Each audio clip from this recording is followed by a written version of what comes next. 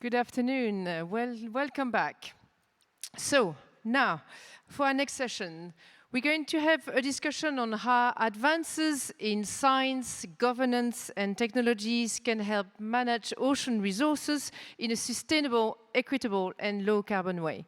So please join me in welcoming Stephanie Foster, who will be our moderator. Stephanie is a partner at Smash Strategies. Stephanie, with your speaker, please join us. And please clap. Thank you.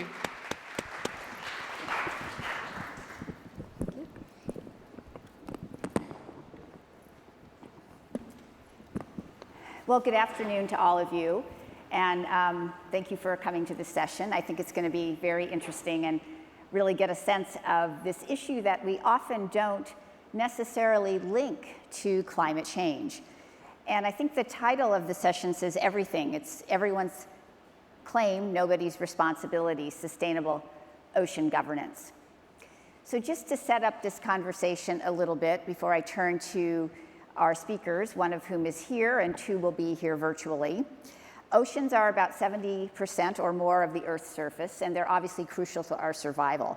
But they're under threat from global warming, overfishing, pollution, and lots of other things. Critically, this is an area that does not have a uniform system of governance. Most of the ocean is not governed in the way that we would think of it. There's a fragmented system that really is in place, which means that a lot of things are slipping through the cracks in terms of addressing these fundamental issues. So we're going to have a conversation today with our three experts and try, in our short period of time that we have, to really focus on four things. First, talking about the link between ocean governance and climate change. Secondly, talking then generally and more specifically about governance issues, identifying some solutions that work, promising solutions and practices. And fourth, talk about the role of women in addressing both climate change and ocean governance. So with that, I'm going to introduce briefly our three speakers, and then we'll dive right in. First, virtually, we have Kim Cobb, who's the director of the Global Change Program at Georgia Institute of Technology. She has the orange scarf on. Leandra Gonçalves, assistant professor, Federal University of Sao Paulo. She's the other person on screen. And joining me here in person is Susan Ruffo from the UN Foundation, where she's a senior advisor on climate and the ocean. So I want to thank all of them for being part of this conversation. And I'm going to start with you, Susan, because I do think it's important to really set the stage for people around how climate change and ocean governance are linked. We're here at a conference which is so much about the climate. And I think this is an issue that people don't see necessarily as so closely linked. So if you could explain, kind of set the stage for all of us. Yeah, no, absolutely. So the truth is the ocean has everything to do with solving the climate crisis. You know, we think about climate change as greenhouse gases going into the atmosphere, makes perfect sense. But really, what most people don't know is that the ocean actually absorbs 25 to 30% of that CO2 that we put into the atmosphere. It's also absorbed 90% of the excess heat that those gases are trapping. So the ocean is an integral part of the climate system, and it's actually what's keeping the planet habitable. And yet, too often it's forgotten when we talk about climate change. We don't talk about the ocean as part of that system or as part of the solution. Now that's starting to change. Down the street at the Blue Zone in the Cobb, there are discussions about ocean-based solutions and bringing the ocean into the UNFCCC text. So that's a good start. We've had leaders, including even President Obama this morning, talk about the importance of the ocean and islands. But we really need to do more of that. And I think it's really important, especially when we think about the governance piece of the ocean, because as Stephanie said, the ocean is a very different area and a very different place than land, obviously. And when you think about the complex governance that is involved in thinking about ocean solutions, it's really important that we get that right. And just for an example, in the US, if you go from land out 3 miles, that water and that everything under that water is under the jurisdiction of states. You go out to 12 miles, it's under the jurisdiction of the federal government. You go out to 200 miles and you're in the exclusive economic zone where the country still has rights for all of the resources under the water. And then when you get beyond 200 miles, you're in areas beyond national jurisdiction. And that's really the high seas that belong to all of us and kind of none of us.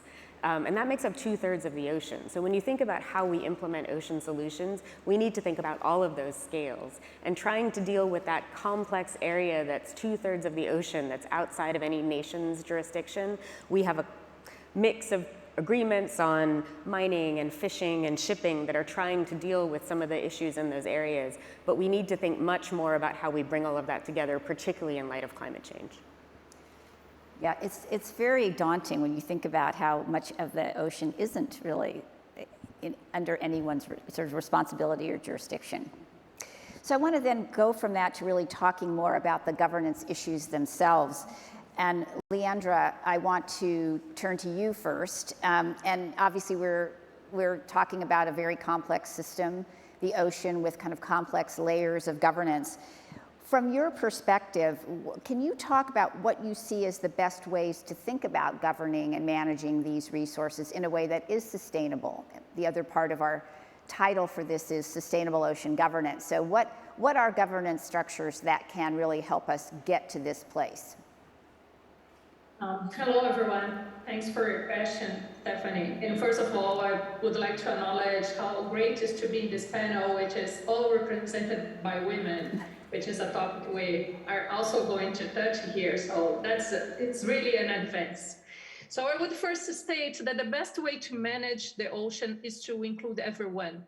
And everyone has the right and duty to participate and engage in the ocean governance. But in general, what we think, what we see, and what is really happening out there is that the most discussions, and I can tell from what's happening here in Brazil, is discussing under the governmental representatives, but not really including the people who are depending on the ocean resource. So I guess including everyone is the first step to come with a more effectiveness ocean governance.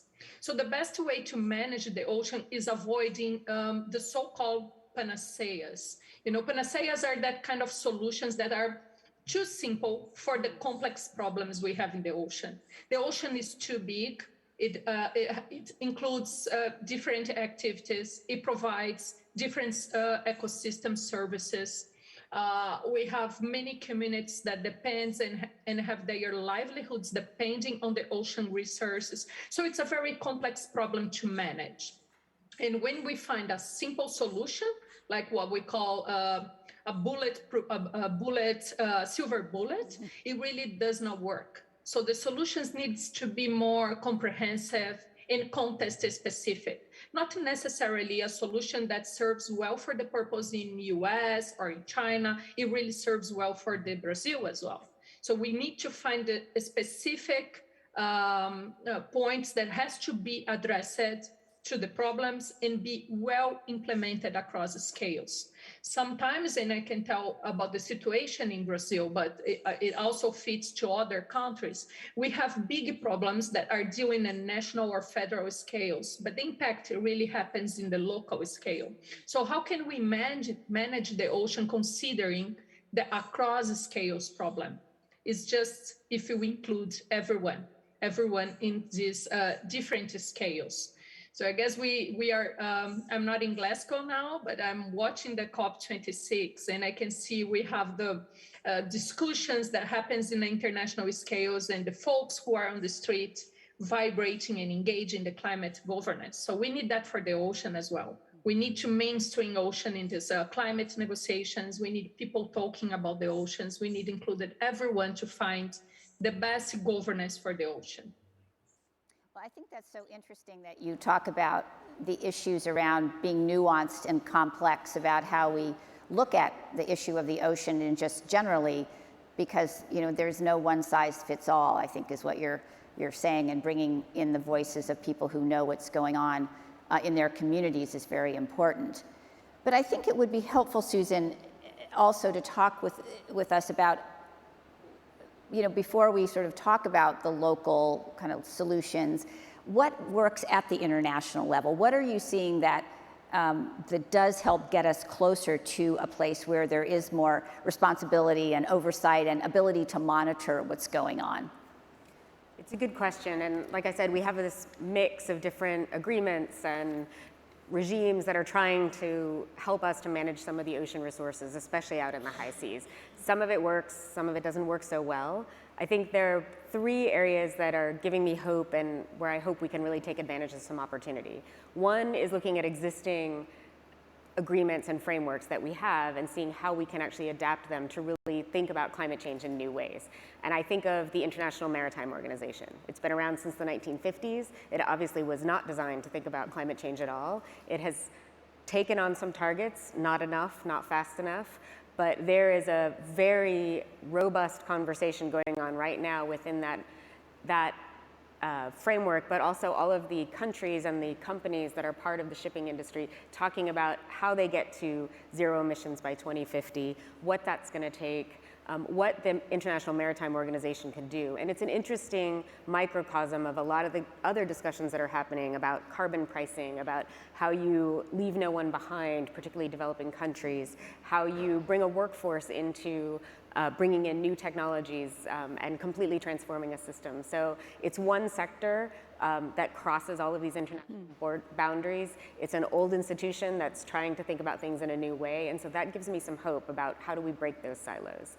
The other thing I'll say is that there are some interesting voluntary agreements. So, and I'll get the name wrong, but it's there's an international agreement to basically ban unregulated fishing in the Central Arctic Ocean. And that's 10 parties that came together to say, as the Arctic is changing and melting, and it's changing faster than most other places on the planet, before we go in there and start a gold rush on fishing, we really need to understand what's happening there and how the science should guide us in what we're going to do. We don't want to make the same mistakes we've made in a lot of other places when it comes to fishing. So for 16 years, these parties all agreed that they're going to study it, they're going to not go in there and fish uncontrollably.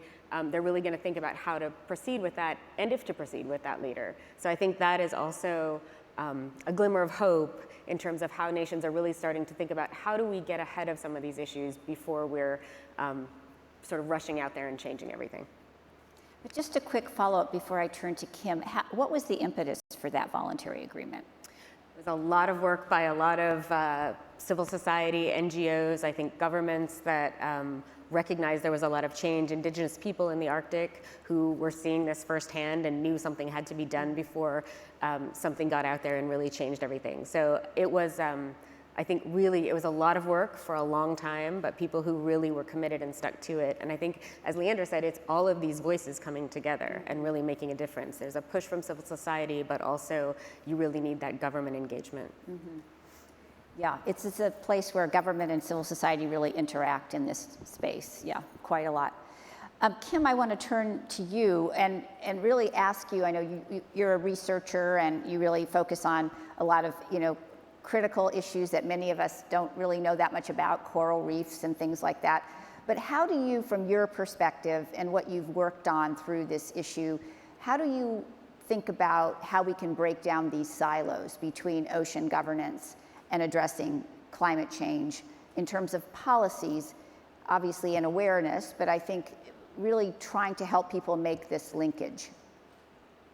Well, thanks so much for the opportunity to be at this exciting panel and to sit alongside such amazing colleagues as these.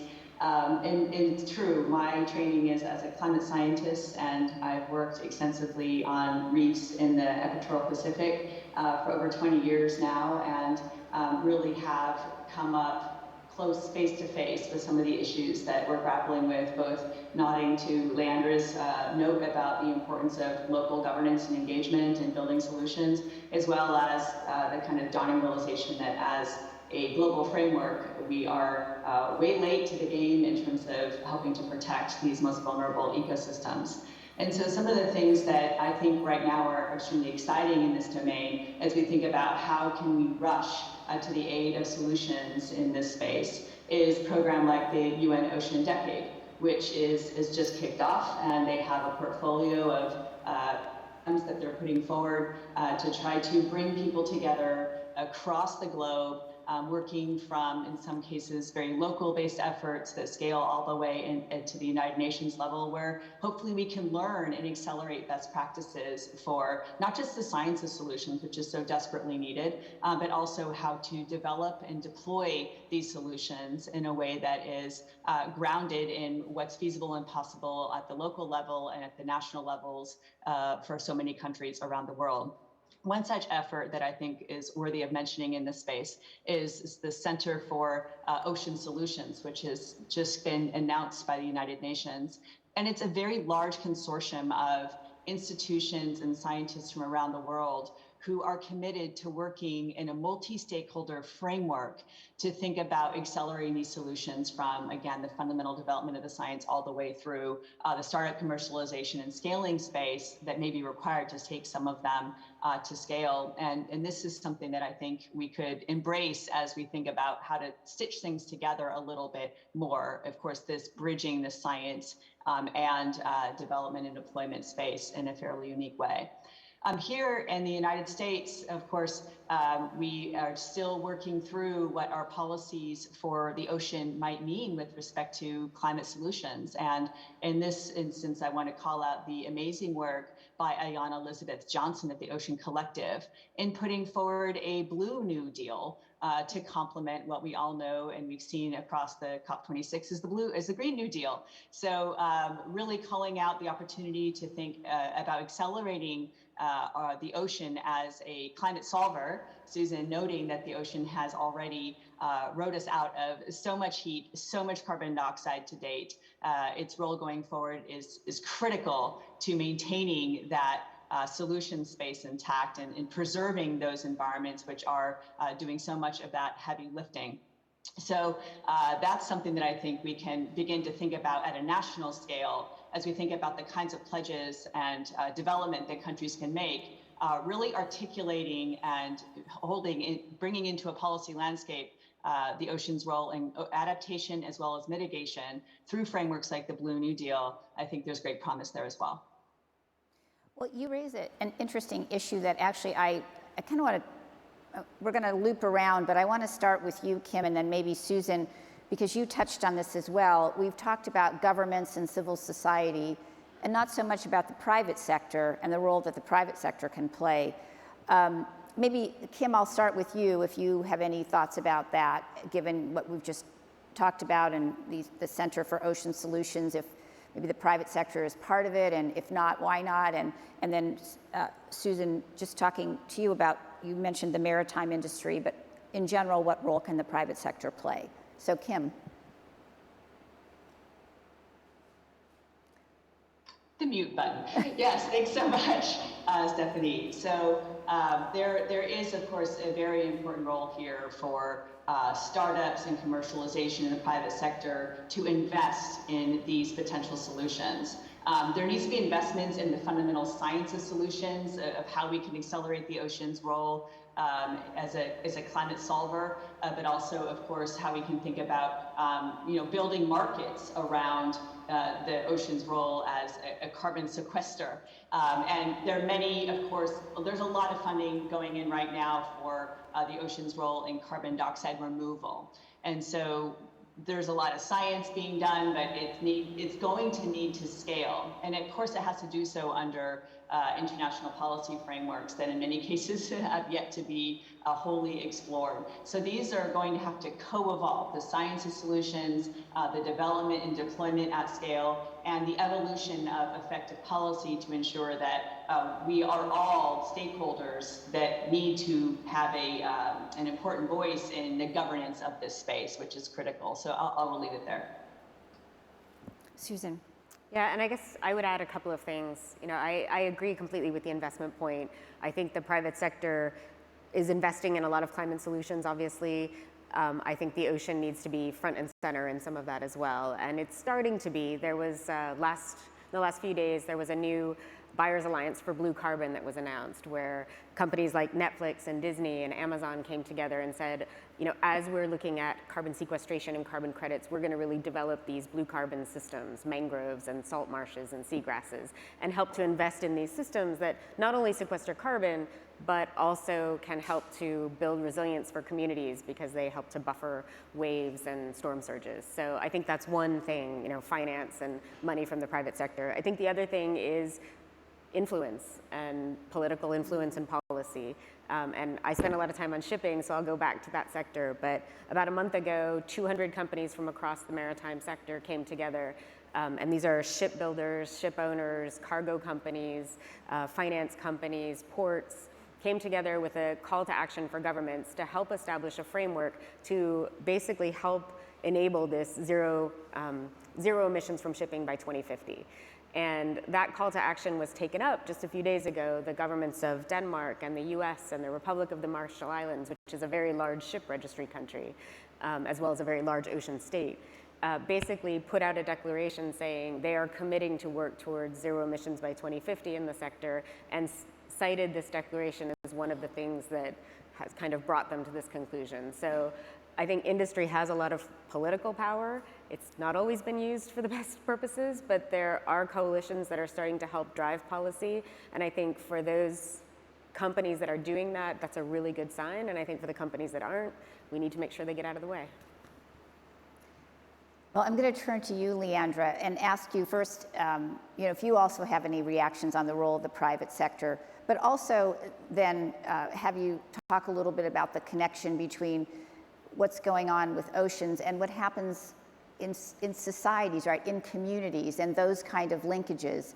You started the conversation, us off on the conversation about ensuring that people are included in this kind of decision making and policy making. So I think if you could talk about how we get more involvement and engagement by communities, and also how this links again to other ongoing efforts that are probably already happening in communities to organize and to address the issues that they face.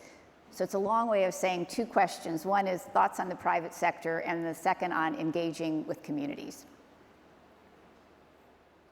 Thank you, Stephanie. I guess first I just would like to mention also that, just adding one more point, what Keen and Susan mentioned, that when we talk about finance, funding, corporations, we also have to take up on our mind that the world is really unbalanced. So also transfer of capacity, it would be really important when we talk about this kind of technology and infrastructure, because there are some countries that still don't have the technology or capacity to decarbonize their economy. Well, I mean, their blue economy, their ocean economy, as we want to name it. So when I think about Brazil, I guess like 8% of our fisheries comes from artisanal fisheries. So they really depend on the ocean resources for their livelihood. So the countries lag behind all this technology or decarbonizations because there are many social problems to get into it. So the capacity transfer is really important. But anyway, the humans depend on ocean daily, especially the coastal communities and women, who are the most vulnerable to the climate change impacts. I guess we have a very good opportunity ahead of us, which is the UN Decade of Ocean Science for Sustainable Development. And that's a United Nations initiative that will provide a stage to highlight gender-oriented issues in the ocean science and communities' livelihoods. So how can we give voice to those communities? We can do it through the knowledge exchange. So we have an experience here in Brazil where we see a project that's called Fisher Voice, where we have many different women networks, fisher women networks, and they are starting to exchange knowledge on how they are facing the climate change impacts. Erosion, loss of biodiversity, lack of fisheries, or sea level rise, how they are facing it, and how exchange this kind of information can help them actually to face the problems. I would say also that we have this 2030 agenda, which we have the SDG 14 for the life underwater, and on the other hand, we have the SDG 5, which is for gender equality. And all this international agenda comes with the slogan, leave no one behind. So if we are taking it seriously of leaving no one behind, we have to consider the women, because the ocean is still a very male-oriented environment, but there are women out there.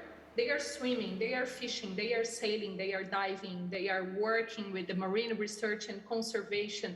They are doing incredible work out there. We have just a very good example here in our roundtable. So the undervaluing and the discrimination against women in ocean-related jobs and livelihoods, particularly regarding the rights of ecosystem services, make them highly vulnerable in the context of pressures and threats for the environment.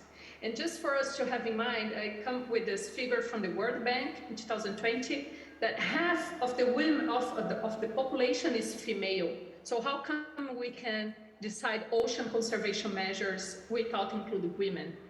I guess if we talk about including everyone, we have to keep in our mind the communities and the women in the decision making level. This is the fact.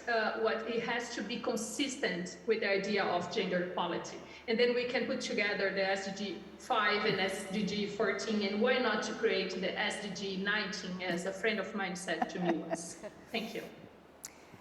I'm going to turn to the audience in a few minutes for questions, so get your questions ready. I'm just prompting you out there, so start thinking or write them down. But I do want to focus a little bit more on the issue of gender equality. And maybe, I think when we talked before, you had some examples of areas or places where women have been much more part of the decision-making process. So, Leandra, I think you had talked about that as well. Yes, well, here in Brazil, we have created a Women's League for the Ocean. And this movement started when the women started to notice that they were everywhere working for the ocean conservation, but their role was not recognized as a key role for the ocean conservation. And after we noticed that, we started to realize that there were many other women work on the ocean sphere, and they were not recognized as well, especially the fisher women. So when we talk about gender equality in the ocean, for me, we are still lagging behind. Our roundtable here, it's a water in the desert, I would say. So this panel is really good, as we have all women here. It's not the reality everywhere. So we can say that some key contributions of women in the field of ocean governance are essential. So for instance, if women are not included in the fisheries management, just to have an example, we miss the complete picture of the socio-ecological linkage with the marine ecosystem. Overall, women are often regarded as major actors driving sustainable development because of their inclusiveness or collaborative roles. And similarly, women have advocated for the common good of marine conservation, raise important and often neglected concerns. So we mentioned here maritime industries, which I think is a good point. Women enlarge the talent pool of innovation and smart growth in those areas. So it's not about small scale fisheries. It's everywhere. It's in the science. Is it in the maritime industry? It's in the offshore oil and gas industries. Women are everywhere. And besides the manifold possibilities for promoting the involvement of women in the ocean governance and policy making, we are still lagging behind. We still have to highlight how gender biases still influence our interactions with the ocean. So our experience here in Brazil with the fisher women showed that although women make up about half of the workforce in processing, cleaning, trading fish, the last figures we have in the world, because the last state of fisheries and aquaculture from FAO is still assuming that the numbers are undervalued, the women accounted only for 19% of all people directly engaged in catching and harvesting fish. So we have to really work hard to keep women involved, engaged, and have their right for the social rights as well. In Brazil, only in 2014, the women were recognized as fisher women because they were not having the right of social benefits because they were not recognized as fisher folks.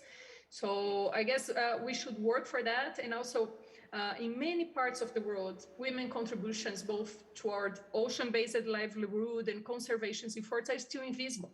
So this panel for me, it's really important because we can show how, when we put women together, how powerful that can be.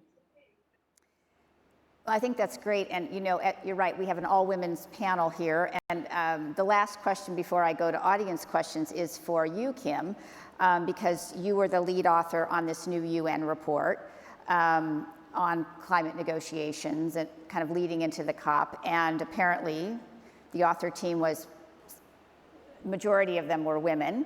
So I'm curious if you could talk a little bit about that, if that had an impact on the report, and just in general, as someone who's in this, climate research arena, have you seen, an influx of women into this this kind of profession as well? Well, thanks so much. First, a very small and important correction, that the Working Group 1 team that wrote the assessment report that dropped in August was comprised of the largest percentage of women that it has ever been, and that number was 27%. 27, okay.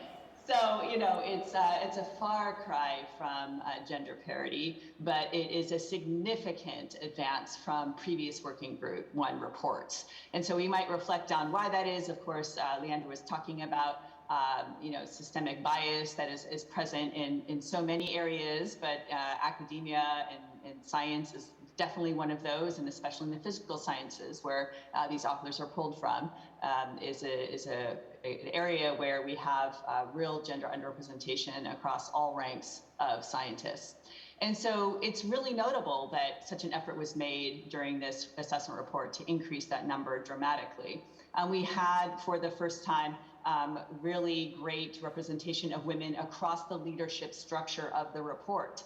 And so I'm going to speak first to the process level improvements that really engendered, in my point of view as a lead author, including the rollout of targeted trainings during our lead author meetings for inclusive practices in collaborative team environments like characterizing by the IPCC.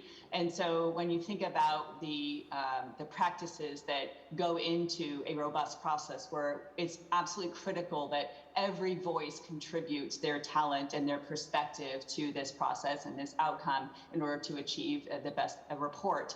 And so it's not just women whose voices are enabled and whose engagement is empowered by those kinds of trainings and careful, mindful, purposeful thought about how we are conducting ourselves as scientists, but it's also people from other marginalized groups in science, including the Global South, people of color, so many other groups that have been marginalized from these kinds of international high-profile science processes over the last decades. And so that can do nothing else than lead to a better outcome and a better report. And I firmly believe that when you have everybody's talents on the table, you have the best product. And the other thing I'd like to mention about the importance of centering inclusive practices and having everybody engaged and assembling diverse teams is the importance of carrying the message forward after the report is released. We have seen a larger and more diverse set of voices coming to speak out about the report's findings in the media, in their home countries, in their local communities. And I firmly believe that it's going to take a diverse set of voices and perspectives to get this message across, and that it may very well be that diversity of voices and perspective that is actually more important than the content of the message itself. And so I'm very grateful to have been part of that lead author team and part of those diversity of voices who are bringing this core message forward. Thanks. Well, thank you. I think it's very impressive, and it's about both the process and the policy. So always good to keep that in mind in terms of how important it is to have diverse voices at every table and every room and writing every report.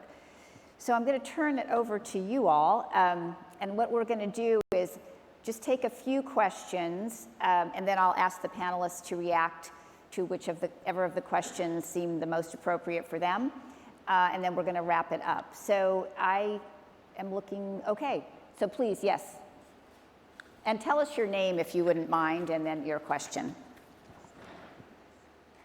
My name is Avril Rutherford, and in the mid-1990s I took part in my environmental biology degree. Although unfortunately, because of my mental health implications, I only managed to get an ordinary degree and could not further the course as in a job. So I eventually worked in supermarkets, which also is a different aspect to be looking at. I've also been at the business thing at the forum, which discussed things like that. So I have a very wide experience and knowledge about stuff since the late 60s, of all sorts of stuff. Marine especially is my interest. I took part in various marine beach litter surveys with Napier University in the mid-90s. I also spoke in France, in French at the Paris La Villette Science Centre on marine problems with Caulerpa taxifolia, it's called, I think I remember, weed, that was just, is an actual plant that infected into the Mediterranean Sea. That was of interest too. Of the question you'd like to So ask the question panelists, of that is like, because of the beach litter problem, it's not just there, it's all everywhere in the oceans, not just plastics and all that type of thing. I'd like to see if it could be cleared up at some point. Okay. Thanks, then. Sorry. Thank you. I see a question in the back. The back-ish, okay. Hi, thanks for a good discussion. So there's a lot of talk about the sort of regulatory frameworks that are currently, being discussed. But what's the sustainability timeline on that? Clearly, there's a lot of interest. Sorry about that. Clearly, there's a lot of interest in helping or enabling a legislative framework at both the local, international, and, as Susan, you mentioned, the private level. But the timescale is clearly pressing, and this often has the whiff of deja vu from sort of land-based solutions to the general green agenda conversation. So the UK, for example, has pledged to plant 30 million trees every year till 2050. Is there an equivalent on the blue agenda to do with, say, seagrass or mangrove plantations? Thank you. Great. And I see a question here at the front, yeah? And then we'll take, I see another question. We'll take those two questions, and then I'm going to turn back to the panelists. So please. Hello. Hello? Yeah. Hi. Hi, my name is Lucy. My question is related to plastic waste because it's so hard to talk about the ocean without discussing plastic waste. So my question would be is oftentimes this waste comes a lot from the private sector as well as from multiple countries. So how do we deal with ocean governance in terms of who's responsible for cleanup and handling that? Great. And the last question is right next to you, I think, or somewhere near there. Okay. Hi, my name's Thomas. I'm a ecological and environmental science student. I was wondering about deep sea mining. This is going to be an emerging industry coming very, very soon. I wonder what role ocean governance is going to play in making sure this doesn't run out of check, destroying our already very unbalanced, blue ecosystems. Great. So we have 4 questions just to recap. The last one, deep sea mining. Other 2 questions, one on plastic waste and ocean governance, one on beach litter, and then also the timelines for these regulatory frameworks and whether there's an equivalency with what we're doing around reforestation, I guess. So I think I'll start with the 2 of you on screen, and Susan, you're going to get the last word on this because you're next to me. Leandra, would you like to start off, and then we'll go to Kim. Thanks, Stephanie, and thank you for the questions. I guess we could spend the whole day here talking about ocean because there are too many drivers like deep sea mining, ocean pollution that comes from different sources. But our time is short, so I will give a very short answer. I guess I mentioned at the beginning of my speech that there is no simple solution to solve the ocean problems. And marine litter and plastic pollution fits really well in this example. There's not one solution that will solve all the problem from the plastic, because the plastic problem in the ocean, it's a very complex problem. It comes from different sources, and it enters into the ocean from different sources as well. There are some regulations, some of them are not well enforced, and the differences we have between these regulations among the countries are really huge. But the plastic litter or the marine litter, there's no frontiers. So if Brazil is not doing its homework to recycle, to educate people. Just for instance, the plastic that goes into the ocean will affect other countries. So this is the kind of solutions we have to do in a global sphere. We have to have a commitment with all the countries, just as we do for the climate change. We need to have an international agreement that deals with the marine litter problem, and the countries need to do their homework, which is really difficult because it involves different interests, especially for the corporations. So I have a case that I am a researcher here in Brazil with a fisher community that is fishing. When they want to catch shrimp, they are fishing litter. So they come from the ocean and they have more litter than the shrimp in their fishing gears. So it's a very big problem. I try to be very optimistic, but I'm hoping for an international agreement that really it has been discussed under the UN regulations, but it really is an international problem that needs to have the country's commitment. And I will leave the other questions to my colleagues here. Kim. Yeah, thanks. I will probably pick up on the blue carbon related question and think about what are the parallels with planting trees and where does that analogy fall away. There are a couple different efforts that are really trying to lift up the issue of blue carbon and work at a global scale to advance attention to this critical issue. So much of it is about habitat restoration and conservation of these blue carbon ecosystems, including mangroves and wetlands. The Blue Carbon Initiative is one such international effort. I'd also call out Conservation International's new and kind of all in on blue carbon movement that they are working on through a nexus of partnerships as well.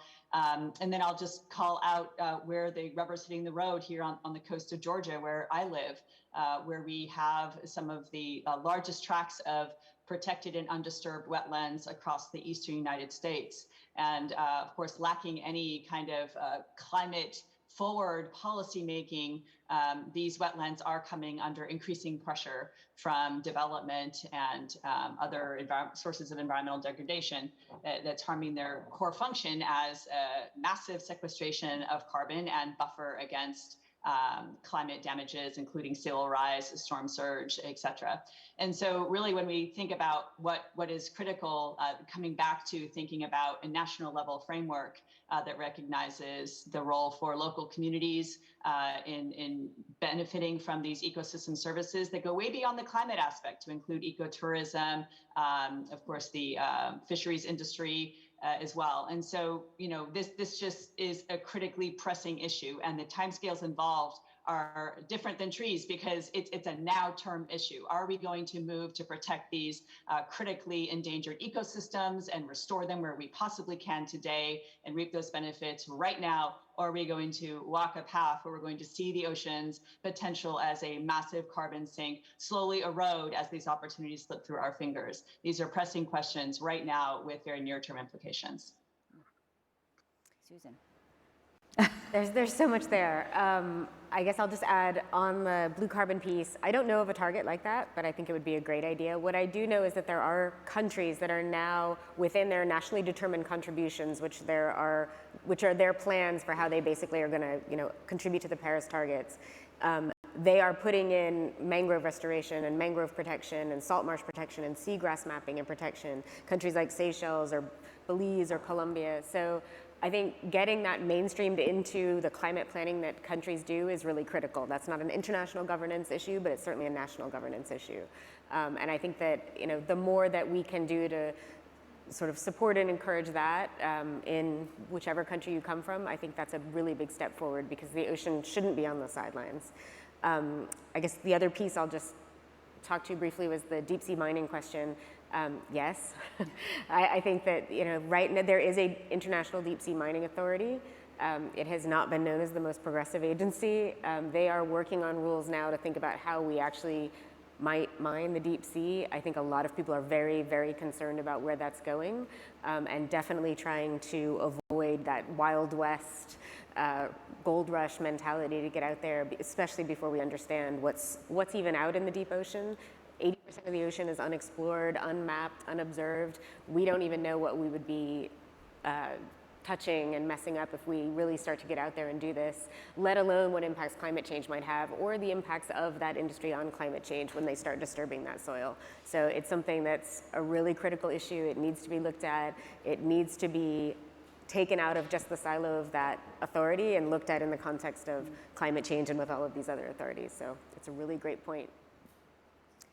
Well, we've come to the end of our session. I'm going to ask each of our panelists for one quick thought that you would each like the group to take away from this conversation, or a call to action. I leave it to you.